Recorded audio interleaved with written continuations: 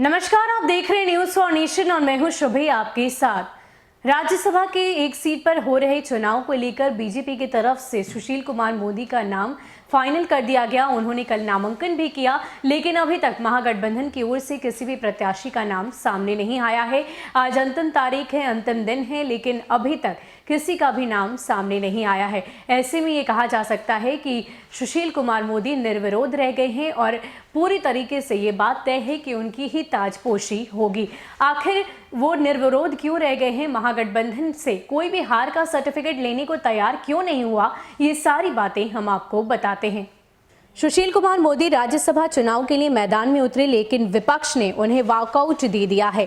राज्यसभा चुनाव के नामांकन के पहले दिन बुधवार को सुशील मोदी ने मुख्यमंत्री नीतीश कुमार की उपस्थिति में नामांकन भरा था और गुरुवार को अंतिम दिन विधानसभा के सबसे बड़े दल राजद ने महागठबंधन की ओर से सुशील कुमार मोदी के खिलाफ प्रत्याशी नहीं देने की घोषणा की।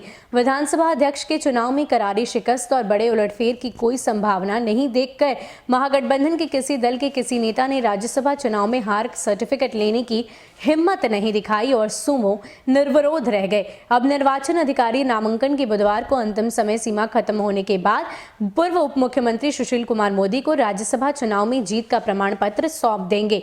राजद प्रवक्ता चितरंजन गगन ने राज्यसभा चुनाव में नामांकन के अंतिम दिन गुरुवार सुबह फोन पर बातचीत में कहा कि बिहार सुशील कुमार मोदी से मुक्ति चाहता है और महागठबंधन इस मुक्ति की राह में रोड़ा नहीं बनना चाहता, इसलिए राज्यसभा चुनाव में उनके खिलाफ प्रत्याशी नहीं उतारने का फैसला किया है।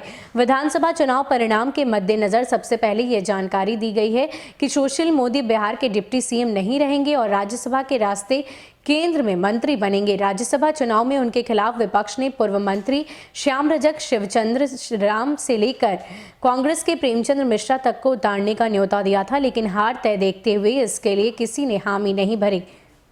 बिहार में वित्त विभाग के अनुभव को देखते हुए सुशील कुमार मोदी की चाहत केंद्र में इसी मंत्रालय को संभालने की है, लेकिन लगभग तय है कि उन्हें देश का कृषि या खाद्य आपूर्ति मंत्री बनाया जाएगा।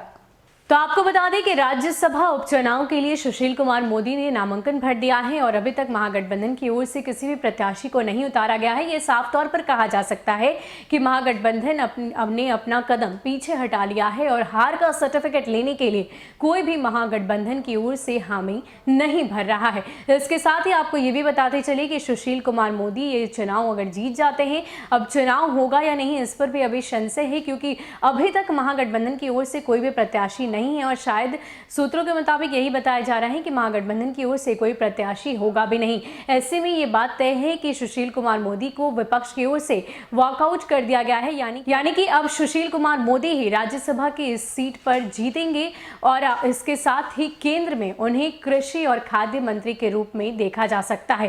फिलहाल के लिए इतना ही। ऐसे ही अपडेट्स के लिए आप हमारे साथ बने रहिए और देखते रहिए न्यूज फॉर नेशन। नमस्कार।